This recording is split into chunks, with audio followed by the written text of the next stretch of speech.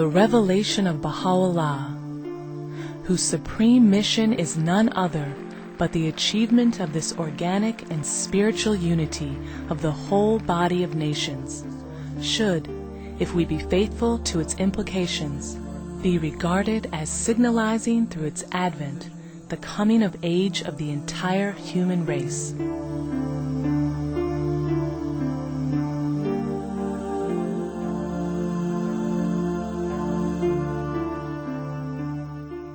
The achievement of this organic and spiritual unity is reflected in the process of building the last continental temple on earth, the Temple of Light in Chile. It is reflected in the organic qualities of design, of variation, and of order, of light, of reflectance, and of translucence. The theme of the temple is light, and there was this one quote from the Seven Valleys which was so important to all of us. Whensoever the light of manifestation of the King of Oneness settleth upon the throne of the heart and soul, his shining becomes visible in every limb and member.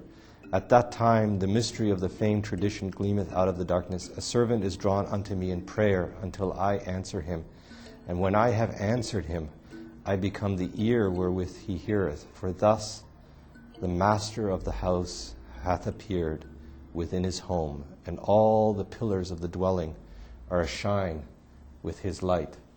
And I thought, this is like phenomenal passage. And how do we make a building where all of the pillars of the edifice are ashine with his light? We didn't want it to be this. Central to the development design of the temple was an understanding of an organic process. The creative team from Hariri Architects of Toronto, Canada, engaged in an extensive process of discovery in the organic nature of this design. Mr. Siamek Hariri, the architect for the temple, explains, "The wings, identical in form, are organically shaped and twisted slightly to produce a nest-like structure, a soft, undulating dome positioned around a raised base.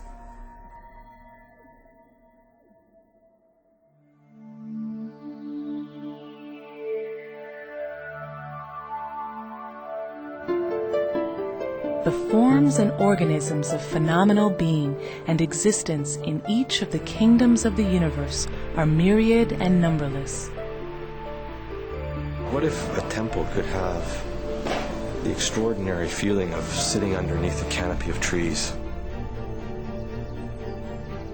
The vegetable plane or kingdom, for instance, has its infinite variety of types and material structures of plant life, each distinct and different within itself, no two exactly alike in composition and detail. Right out of the Seven Valleys, where you say, this kind of, he was searching in the dirt. For there are no repetitions in nature, and the virtue augmentative cannot be confined to any given image or shape. We knew what we were looking for, we just hadn't found it yet. Each leaf has its own particular identity, so to speak, its own individuality as a leaf. Whatever we do, we want it to have this idea of movement, capture this sense of movement. Not only becomes imbued with the powers and virtues of the kingdoms it traverses, but also reflects the attributes and qualities of the forms and organisms of those kingdoms. And this moment happened, and it was like, wow, what's this? We didn't know what it was, but it's just happened upon us. And it has all of those qualities which we were looking for in a way. As each of these forms has its own individual and particular virtue, therefore each elemental atom of the universe has the opportunity of expressing an infinite variety of those individual virtues. The softness, you see the movement, it's got the symmetry, but at the same time it's got the variousness that we were interested in, this kind of diversity of form. And this moment happened, and it was like, wow.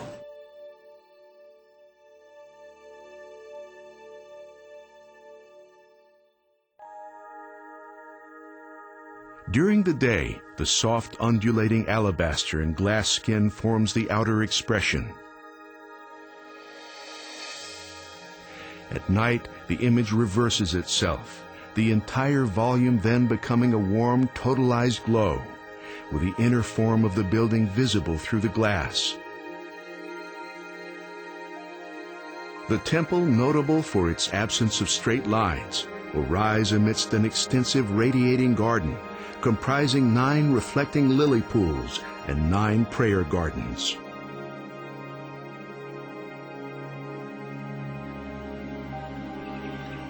When we observe the world of created phenomena, we discover that each atom of the atoms of substance is moving through the various degrees and kingdoms of organic life.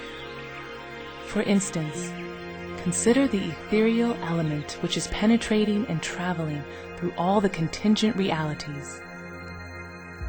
When there is vibration or movement in the ethereal element, the eye is affected by that vibration and beholds what is known as light.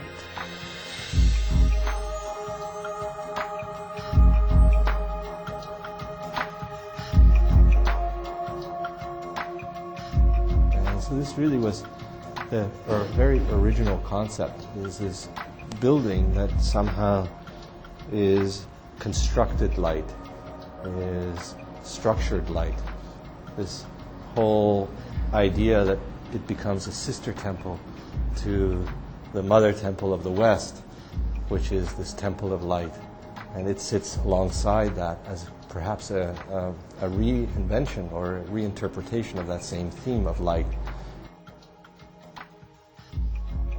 From that point of light, the spirit of teaching, spreading the cause of God, will permeate to all parts of the world.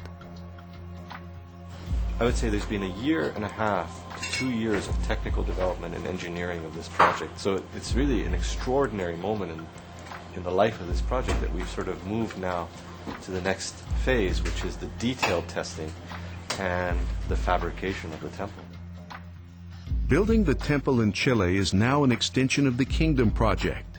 As we celebrate the victory of achieving the first phase of the Kingdom Project, we can now move on to new goals. Plans for the new visitor center at the Mother Temple of the West are now near completion, and the process of building the Temple of Light is now on our horizon. It is a privilege so priceless.